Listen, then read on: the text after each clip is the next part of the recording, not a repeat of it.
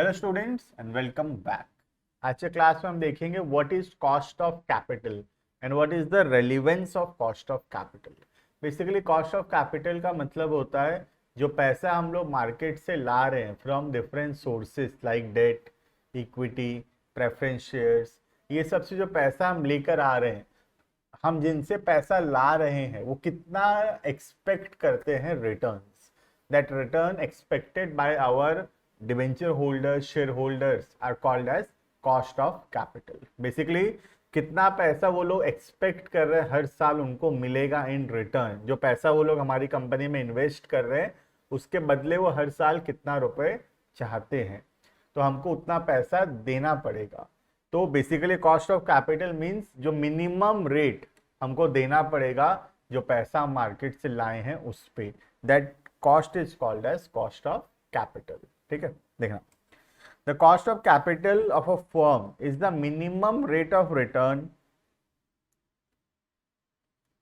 Expected by its share holders या investors. Basically investors, तो जो इन्वेस्टर्स है वो लोग कितना रेट ऑफ रिटर्न चाहते हैं अपना पैसा जो वो लगाए हैं उस पे, that is called as cost of capital. It is the weighted average cost of various sources of finance used by the firm. इसका प्रैक्टिकल भी हम लोग ऑलरेडी देखे थे। ठीक है, the capital used by a firm may be in the form of, ये भी हम कर चुके हैं already, debt, preference capital, retained earnings and equity shares. ये different sources of finance.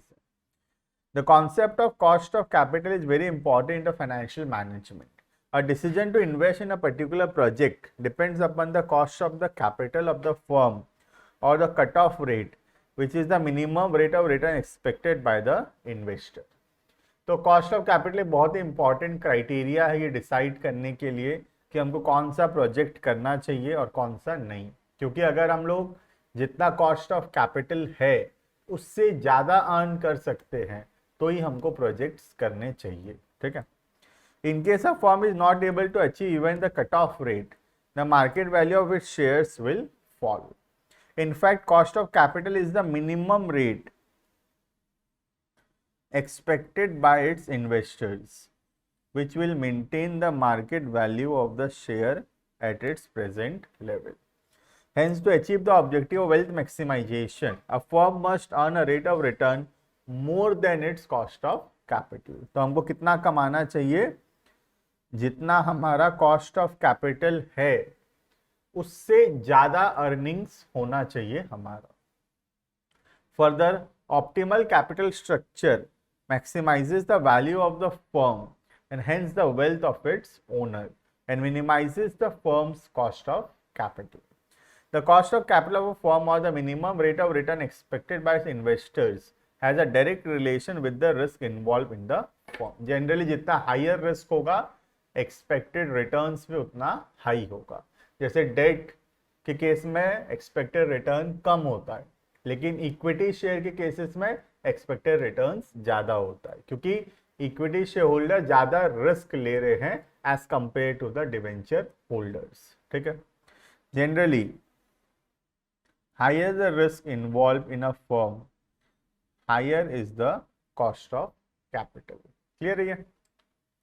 Next, relevance of cost of capital. Cost of capital क्यों important है या क्या क्या डिसीजंस लेने में कॉस्ट ऑफ कैपिटल जो हमारा हेल्प करता है। ठीक है, जिसके अंदर पहला पॉइंट आता है as an acceptance criterion in capital budgeting. Capital budgeting का मतलब था जब हम कैपिटल एक्सपेंडिचर्स कर रहे हैं, फिक्स्ड एसेट्स खरीद रहे हैं, तो डिसाइड करना कि कौन सा फिक्स्ड एसेट्स खरीदेंगे और कौन सा फिक्स्ड एसेट्स नहीं खरीदेंगे। ठीक है, in the words of James T S. Porterfield, the concept of cost of capital has assumed growing importance largely because of the need to devise a rational mechanism for making investment decisions. तो investment decisions में काम आता है basically कहाँ पर पैसा लगाएंगे। Capital budgeting decisions can be made by considering the cost of capital. According to the present value method of capital budgeting, if the present value of expected returns from investment greater than or equal to the cost of the investment, the project may be accepted.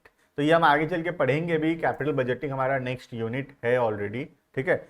इसमें बोल रहा है कि जितना फायदा होगा हमको, अगर उससे कम है खर्चा, तब हमको उस प्रोजेक्ट को एक्सेप्ट कर लेना चाहिए, अदरवाइज द प्रोजेक्ट में बी रिजेक्टेड। इसका प्रैक्टिकल क्वेश्चन हम करेंगे, चिंता नहीं, ठीक है। The present value of expected return is calculated by discounting the expected cash inflows at cut off rate which is the cost of capital. Hence the cost of capital very useful in making capital budgeting decisions. तो पहला जगह जहां काम आता है cost of capital, वो है capital budgeting decisions लेने में। कैपिटल बजटिंग हमारा पूरा एक यूनिट है, यूनिट नंबर 3 जो है, उसमें बहुत सारा प्रैक्टिकल क्वेश्चंस हम करेंगे कैपिटल बजटिंग से रिलेटेड, ठीक है। Next, as a determinant of capital mix in the capital structure, कितना पैसा लाएंगे डेट से और कितना पैसा लाएंगे इक्विटी से, ये बहुत हद तक डिपेंड करता है कॉस्ट ऑफ कैपिटल के ऊपर, ठीक है। Financing the firms asset is a very crucial problem in every business and as a general rule there should be proper mix of debt and equity capital in financing of firms asset.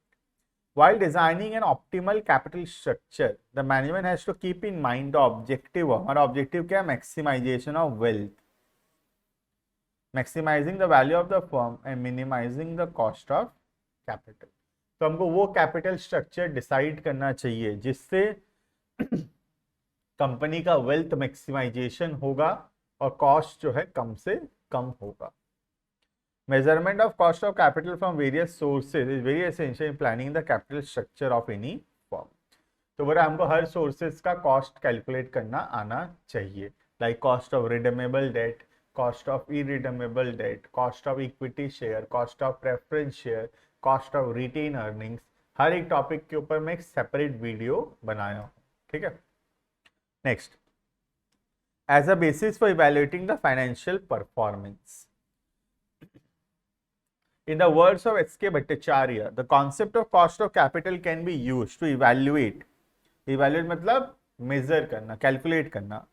Evaluate the financial performance of top management. The actual profitability of the project is compared with the overall cost of capital and the actual cost of capital funds raised to finance the project. If the actual profitability of the project is more than the projected, then the actual cost of capital, the performance may be said to be satisfactory. नहीं समझ में आया होगा, देखना क्या बोल रहा है ये। सपोज किसी कंपनी का कॉस्ट 12% है, ठीक है, और एक्सपेक्टेड रिटर्न जितना हम कमाएंगे, प्रोजेक्ट से कितना प्रॉफिट होने वाला है, सपोज वो 14% है, तो नेट में हमारे पास कितना बचेगा, 2%। 12% का खर्चा है, 14% का अर्निंग्स है, तो 2% हमारा एक्सपेक्टेड प्रॉफिट है। तो बोल रहा है कि अगर हमारा एक्चुअल प्रॉफिट जो है 2% से ज्यादा हुआ, तो हम ये मानेंगे कि टॉप लेवल ठीक से काम कर रहा है, और हमारा एक्चुअल प्रॉफिट अगर 2% से कम हुआ, तो हम ये मानेंगे कि जो हमारा टॉप लेवल मैनेजमेंट है ठीक से काम नहीं कर रहा है। क्लियर है ये? Next, as a basis for taking other financial decisions, और भी बहुत सारे फाइनेंशियल डिसीजंस लेने में हेल्प करता है, जैसे कि देखना, the concept of capital, cost of capital also used in making other financial decisions such as dividend कितना देना है, प्रॉफिट का कैपिटलाइजेशन, राइट शेयर्स इशू करना, वर्किंग कैपिटल डिसाइड करना, ये सब चीजों में भी काम आता है। बेसिकली हर एक जगह काम आता है फाइनेंशियल मैनेजमेंट के अंदर the concept of cost of capital, ठीक है। ये हो गया basically the relevance of cost of capital. बहुत इंपॉर्टेंट थियोरी क्वेश्चन है ये, एग्जाम में बहुत हाई चांसेस है आने का। What is cost of capital and what is the relevance of cost of capital, ठीक है। इसके अलावा क्लासिफिकेशन ऑफ कॉस्ट भी मैं पढ़ा रहा हूँ। वैसे तो क्लासिफिकेशन ऑफ कॉस्ट ठीक से नहीं दिया हमारे सिलेबस के अंदर, ये एक्सप्लिसिट और इम्प्लिसिट कॉस्ट दिया हुआ है, लेकिन मैं सारे टाइप का कॉस्ट यहाँ पे कवर कर दे रहा हूँ, ठीक है। देखना, सबसे पहला हो गया हिस्टोरिकल कॉस्ट। हिस्टोरिकल कॉस्ट में जो खर्चा ऑलरेडी हो चुका है। Historical cost are the book cost जो खर्चा ऑलरेडी हो गया है, which are related to the past. Future cost है estimated for the future, simple है, हिस्टोरी मतलब पास्ट, फ्यूचर मतलब आने वाला में कितना खर्चा होगा। In financing decisions, future costs are more relevant than the historical cost. However, historical costs act as a guide for the estimation of future cost. तो बोलेंगे फ्यूचर कॉस्ट ज़्यादा इंपॉर्टेंट है, लेकिन फ्यूचर कॉस्ट प्रेडिक्ट करने के लिए हमको historical cost देखना पड़ेगा। आने वाले साल में कितना खर्चा होगा ये एस्टिमेट करने के लिए हमको पिछले साल कितना खर्चा हुआ था ये देखना पड़ेगा। क्लियर है? Next, specific cost and composite cost. Specific cost मतलब एक पर्टिकुलर सोर्सेस का कॉस्ट, और कंपोजिट मतलब मिलाकर टोटल का। ठीक है, देखना, specific cost refers to the cost of a specific source of capital, जैसे cost of debt, cost of equity, cost of preference share, इसको बोलते हैं specific cost. while composite cost is combined cost of various sources of finance. It is the weighted average cost of capital. In case more than one form of capital used in the business, it is the composite cost which should be considered for decision making and not the specific cost. But where only one type of capital is employed, the specific cost of that type of capital may be considered. तो बोलेगी जब बहुत सारा जगह जगह से हम पैसा लाए हैं, then we should consider the composite cost. ठीक है, in capital structure decision it is the weighted average cost of capital which should be given consideration. ये हम निकालना सीख भी चुके होंगे, weighted average cost of capital. Clear है? नेक्स्ट, ये जो है सबसे इंपॉर्टेंट सिलेबस में लिखा हुआ भी है, एक्सप्लिसिट एंड इम्प्लिसिट कॉस्ट। ठीक है, एक्सप्लिसिट कॉस्ट का मतलब होता है जो खर्चा होगा। ठीक है, an explicit cost is the discount rate which equates the present value of the cash inflows of the present value of the cash outflow। Basically वो रेट जिसपे present value of cash inflow is equal to present value of cash outflow, that rate is called as your explicit cost या internal rate of return। Basically इसका बोलना है कि जो पैसा आएगा फ्यूचर में और जो पैसा जाएगा वो कौन से रेट ऑफ रिटर्न में वो इक्वल होगा, that rate of return is called as explicit cost. मतलब मिनिमम उतना रुपए तो कमाना ही पड़ेगा, अगर उतना रुपए नहीं कमा रहे हैं हम लोग तो फिर हमारा जो पैसा लाया हुआ बेकार है। जैसे सोच लो 10%, तो 10% में जितना पैसा आएगा और जितना पैसा जाएगा उसका प्रेजेंट वैल्यू जो है वो इक्वल है। Present value of cash inflow and present value of cash outflow is equal, that rate is called as explicit cost, also called as internal rate of return. और मैं बता दूं थोड़ा सा और डिटेल में, इंटरनल रेट ऑफ रिटर्न निकालना हम पढ़ेंगे यूनिट नंबर 3 के अंदर। क्लियर है ये? नेक्स्ट, इम्प्लिसिट कॉस्ट होता है अपॉर्चुनिटी कॉस्ट। आज जैसे मैं यहाँ पैसा लगाया तो कोई दूसरा जगह मैं पैसा नहीं लगा पाया। जैसे मैं तुमको ऑप्शन बताता हूँ, देखो जैसे ए बी सी। ठीक है, सपोज ए दे रहा है मुझे 9%, बी दे रहा है 8%, सी दे रहा है 10%। तो मुझे कहाँ पैसा लगाना चाहिए? सब बोलेंगे सर सिंपल सा बात है सर, सी में पैसा लगाना चाहिए, 10% मिलेगा। राइट, तो सी में पैसा लगाने का अपॉर्चुनिटी कॉस्ट है 9%। इसका मतलब है अगर मैं सी में पैसा नहीं लगाता तो मैं कहां पैसा लगाता?